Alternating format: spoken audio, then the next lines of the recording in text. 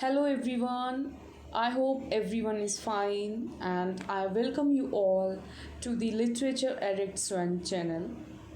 Today we will be dealing with one of the most important topic of literary theory, that is new criticism. So let's begin. The term new criticism was first used by an American educator, Joel Elias Pingham, during a lecture at Columbia University on 9 March 1910.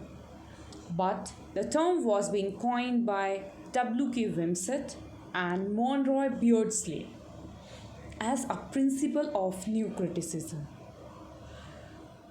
So it simply means the term was being first used by American educator Joel Elias Pingham, but the term was being coined by W.K. Wimsett and Monroe Beardsley. Next we came, however, the movement derived its name from the John Ransom book, The New Criticism, that came in 1941. If the question comes, who coined the term the new criticism? Then the answer will be Mons W.K. Wimsett and Monroe Beardsley.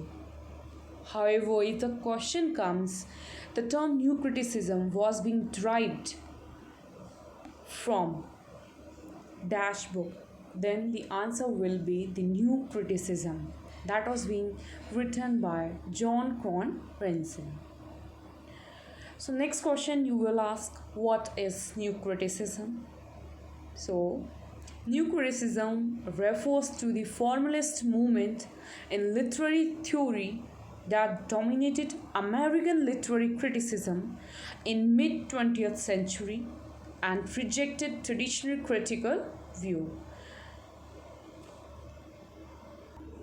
It means this movement simply rejected our preconceived or preset traditional critical views in our mind because it emphasizes on close reading, particular of poetry, in order to discover how a work of literature functioned as a self-contained and self-referential aesthetic object. It basically revolutionized our ways of reading a text or poem. It considered text as an autotelic because this theory locates the meaning of a literary work in the internal relation of the language that constitute a text. This means that it basically evaluate the text through the language of the text. It didn't consider other things or preconceived views that we had already have in our mind. So basically it rejects it. It says that we should derive the meaning from the text itself, through the language of the text itself. This theory also diminishes authorial intent and instead derive meaning from the text itself. This says that we can't derive the meaning of the text from the author's intention. It says we have to derive the meaning of the text from the text itself only. So we have to focus on the language of the text instead of focusing on the author's intention or culture background, historical background, political background. It rejects all of that. He says that we have to only focus on the language of the text.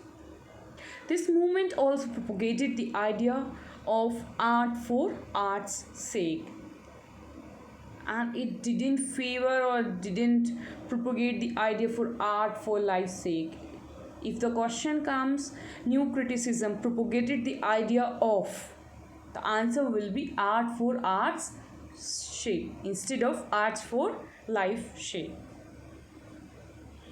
New critics believed that structure and meaning of the text were intimately connected and shouldn't be analyzed separately. They believed that meaning and structure of the text were intimately connected. We can't analyze it separately. This theory also diminishes authorial intent and derives meaning from the text itself. Sorry, it's repeated point. I already had explained you, but this is most important point of new criticism that you have to keep in your minds. Now next we comes on important writers. Number 1 comes Matthew Arnold. Number 2 come William Amson, who had given the 7 types of ambiguity. Next come I.E. Richard.